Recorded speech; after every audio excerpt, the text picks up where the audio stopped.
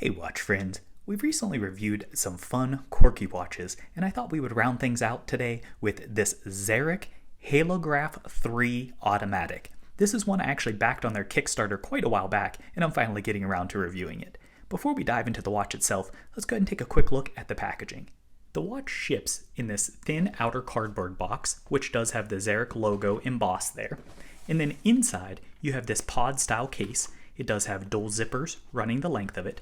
As you flap that open, you can see it does have foam inlaid holding a book on the top. And then down at the bottom, you have the watch ships here, and you have the 1-year warranty card, which for whatever reason, they didn't fill out. I will say this is thinner and definitely lighter than some other ones that I've handled. It's not the nicest in the world, but overall, it does give you a travel option, so we can't really complain there. It is usable packaging. Now that we have a better feel for how this ships, let's go ahead and check out the specs. The case itself, measured from roughly the 3 to 9, is coming in at 42.1 millimeters. However, as we'll look at, I think it wears a little larger. The lugs are coming in at a strap change friendly 20 millimeters. The lug to lug is one of those longer dimensions. This is coming in at 50 millimeters, so that's fairly pushing it for my wrist size. The thickness. This is definitely not a svelte watch. This is coming in at 14.9 millimeters for overall thickness. That is inclusive of this crystal. The crystal itself, as you can see there, is a single dome. That's why you get that distortion effect, which I really think is cool. But it is a sapphire crystal, and it does have inner AR. But as we saw there, with having that kind of a dome, you're still going to pick up glare and reflection. There's no way around that. As far as the movement, this is coming with a Seiko NH36. If you're not familiar with the NH36, similar to the other NHs, it's going to have hacking, hand winding, be an automatic movement, all those kind of things. The 36 specifically adds this day-date complication that we can see at the 6 o'clock position.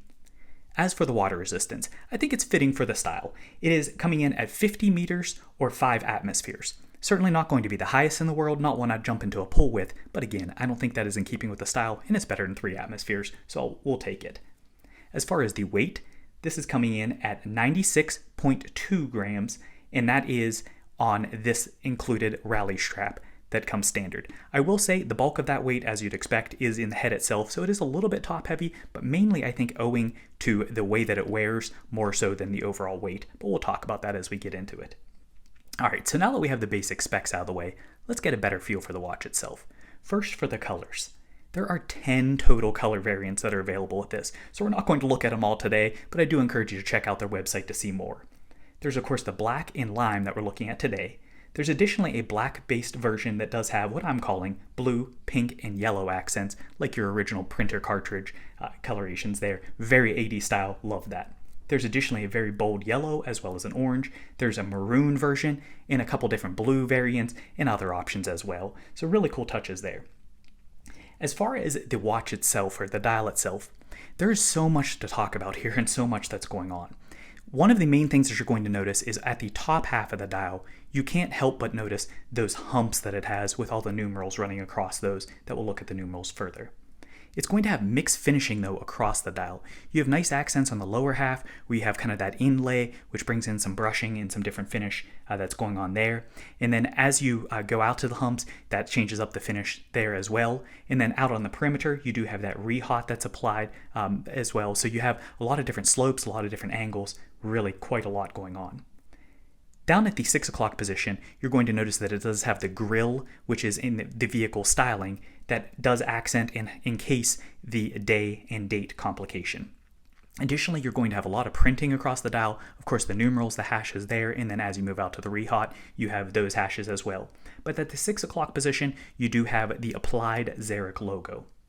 As for the hardware, this is going to be one of the many unique aspects about it. Specifically, the hour and minute hand are dual circled, so they're actually dual-sided hands. They have what I would describe as being pointer circles. So they have the circle that encapsulates particularly for the numerals, but then they do have the pointer in the middle, which is nice especially for the hashes to be able to more easily make out for precision legibility. Those are going to have accent colors that does carry over to the second hand as well, and in this particular variant, we're looking at a lime green accent, which is really what sold me. I love the lime green and black combo. As far as the hours and minutes, those are going to run on the tracks there on the humps. So you have the hours on the inner 2 humps, and then you have the minutes on the outer 2 humps, and we'll look at that momentarily.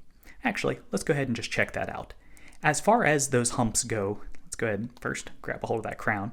You can see this is how these move. So you have the inner, you can see there for the hour, and that picks up your hour. And then you can see, so now we rolled across 9, there's our 0 position, and now we're checking out the seconds, and then we pick up there at the 15, so you get the dual for your 15, for your minutes rather, and you can see that that picks up. So now we've gone there, and now we're on the inner version. And that's just going to flip back and forth as you go through. So legibility really actually, once you get used to it, isn't too bad, though it certainly isn't the most intuitive necessarily at first. Let's go and hack that, or unhack that movement, I guess. And then you can see the second hand starting to tick away there. As far as the Lume application, the Lume, I will say, I would describe as more of a novelty, and it is a very cool novelty accent, and I like this as far as for the hands. I like the way they did the different coloration and the different application there with the hands. I think that's a really cool touch, and the same thing with the numerals, but it does fade quickly, and additionally, because this isn't a traditional hand configuration, you're not going to be able to make it out from the hands alone, so you really need the numerals to be able to tell what time it is. So again, I would describe it as more of a novelty, but still a cool touch nonetheless. Shifting out to the bezel. The bezel on this is actually going to be integrated with the case itself. So you can see that is kind of just a one-piece construction. It is going to be a dual use of texture. So you do have, of course, with this PVD coating, it's a little harder to see, but you have the use of a mirror as well as the nice brush accents. And I think that contrasts nicely and is a nice complement. And it does run the length of the case with that polish, though it does get skinnier and then wider as you move out from there. As far as the case itself, as I already mentioned, this is PVD coated on this particular variant. Let's go and get rid of those fingerprints. This is going to principally have brushing, so you can see vertical brushing running the length of the case, though it does, as we already looked at, have those polished accents, and that does sandwich at both the upper and lower portions. So nice application there. The actual case shape, I would describe as being kind of like a flying saucer. The overall profile of that, I think, is reminiscent of a flying saucer, and unfortunately, you do get the flying saucer effect on the wrist, as well as we'll see in that footage. That's principally owing to the fact that the bottom of this is, as far as I can tell, dead flat. So that has no drop whatsoever, no downturning whatsoever. So that means that all that case back, the case itself is just riding straight off. So you have the case back sitting on your wrist, fairly tall there, and then the case actually just rides completely across or hovers over your wrist. So it really does look like a flying saucer landing down on your wrist. This, as far as the lugs, I think that's a cool accent and touch there. It's kind of a nice rounded curvature, so you don't really have an inlay or in cut for the lugs. They just continue and flow around there almost like a cushion case, and then it does have a chamfer cut with that accent for the lugs there for the profile. And then on the 3 o'clock side, it does not have a crown guard on this, which again, I think is in keeping with the style. As far as the crown itself, this is coming in at 6.3 millimeters. It is a push-pull configuration. As we already saw, it can be a little bit tricky to grab a hold of, but it really isn't as bad as it looks on camera. The finishing on that is a coin edge, and then it is going to have mixed textures as you look through, and it is signed with the Xeric logo there in the exterior, and that is, of course, a raised signature. As far as the case back on this is a screw-in construction, just like the rest of the watch. It does have a dual use of texture, so you're going to have the polishing on the exterior, and then you have a lot of lines of text all the way around, and then you have blasted in the interior, but that's going to be offset by the polishing that's stamped into this as well.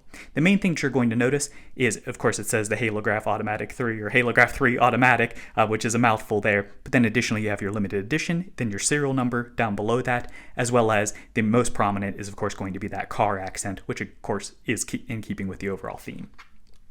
As far as the strap itself that it comes standard with is that rally style strap, and it does have quick release spring bars. However, for me personally, I was wearing this principally on 2 different variants. I was wearing this on a Notice Tech Tough Hybrid in black. That really is a quite comfortable strap. I like the way that the black ties into this. And overall, I think it complements it nicely with that texture. I think it helps to allow the dial to steal the show like you want it to. Additionally, though, I did go for a complementary color with a khaki canvas strap as well. With this, it really changes up the look significantly, but it's something that I think works pretty well, and I like it. As far as the overall wear characteristics though, as we already talked about, this really does get that flying saucer kind of effect going on the wrist, and I can't say that I love that, and we'll talk about that more as we go through. But additionally, it does wear quite large with that long lug to lug and the flat profile and everything for it. So against my 6.5-inch wrist, it really is pushing my comfort zone. Alright, so now that we have a better feel for the watch, let's go ahead and bring in, and I use this term loosely, some comps. First, for sizing, this is a Wise Hitman. This is a 41mm. Just to give you an idea for presence, that to me seems a heck of a lot bigger than 1mm larger when you look at this next to the Wise. But then I wanted to bring in, here it is next to a 42mm, and this is, I thought, a pretty expansive dial to begin with. This is the Henry Archer Nautilus, and you can see here, even though this is a 42, while overall case presence, I mean, obviously I measured that at the 3:9, this has a lot more presence to that. So on my 6.5-inch wrist, this one was already larger than I would prefer, and this is just so much larger still. So that gives you an idea though, as far as the sizing, so you can kind of accurately tell how this might fit on your wrist. So let's go ahead and wrap things up with my personal view of the positives, some critiques, and I do have a fair amount, as well as the summary. First, for the positives. This is exactly what I expected. It is a fun, quirky watch overall. The style, just like so many other Xerics out there, it really pushes the bounds of what you can do, and I appreciate the aesthetic of it. I think it's a very cool looking watch. It's not going to be for everybody, obviously. It is going to be polarizing in that respect, just like other quirky watches are, but I do think it's very cool. I also love the color combos, not only the fact that they have 10 different variants, but I think they chose them really well. Love this black and lime combo, as we already talked about. I love that CMY variant that they have as well, which is the 80s style. I think that color looks great too. The crystal distortion, it won't be for everybody, but I think single dome crystals are always a lot of fun. Look at that distortive effect you get there. So that's, I think, adds to the quirky and playfulness of this watch, and I think that's a cool touch. And then the finishing, I've got to say, it's actually pretty solid. I read some stuff that was had me a little bit skeptical about Xeric as far as the finishing, and it's perhaps they've just gotten things better. But I got to say, the brushing I think is pretty cleanly applied. The PVD is pretty smooth. The polishing isn't too bad. The mixed use of texture really haven't had any real quality control issues that I can talk about. And the finishing I think has been pretty solid for the money, which we'll talk about momentarily. But that, as I mentioned, I do have some critiques though. First, as I'm sure you can already guess, on my 6.5-inch wrist, and I think just in general, this wears way too large for what it is. They could have shrunken things down, they could have done so many different things to make this not wear quite so large, especially giving a little bit of a downturn, and I get that's the style they were going for, but it doesn't make it a joy for me to wear, so that is by far my biggest critique overall, and that's actually the reason that I'm going to be selling this particular one. So if you are interested, do drop a comment, let me know. Prefer to keep it within the US for shipping reasons, but ultimately I'll have these separately listed. The legibility. The legibility, as I talked about, it actually is pretty good. It isn't the most intuitive, though, and it does require some thought, especially as you're getting used to it. So with any watch that's kind of pushing the bounds there, that is something to be aware of, but I'm sure you were already guessing that. Additionally, though, it is really only legible during the daytime for the reasons that we talked about in the Lume section. And then as far as the neutral, the price point on this, the retail is coming in at $499. I did get it cheaper during the Kickstarter, and additionally, they do oftentimes have sale codes that are going on for these. But that being said, at $500, I don't think it's bad. I think the finishing, the overall style, the unique design, all of those kinds of aspects, I don't think it's terrible. It's not unheard of, but it's also definitely not something that I'm saying you got to run out and buy this. It's the bargain of a lifetime either. So where does that leave us overall? Despite the fact that I said that I'm selling this, and obviously do have some critiques, particularly with how large it wears, at least on my 6.5-inch wrist. If you have a larger wrist, obviously not as big of a deal for you. I've got to say, I've been curious to check out Xeric for a while, and it overall hasn't disappointed. I do like the style. It is the quirky watch that I expected it to be, but in a positive and fun way. So in that respect, if this were smaller, if it were smaller, I would definitely be keeping this one just because it's something fun to have in the collection. So overall, if you're looking for a cool watch, if you're looking for one that's going to start conversation, Xeric across the board, whether you're looking at this Halograph or any of their other variants, they absolutely have that category nailed. And there's a reason that they're selling millions of dollars worth on these Kickstarter after Kickstarter. They clearly are very popular, and they've caught on to something there. So if you are interested, if you do like any of the styles, I don't think you'd be disappointed to check it out.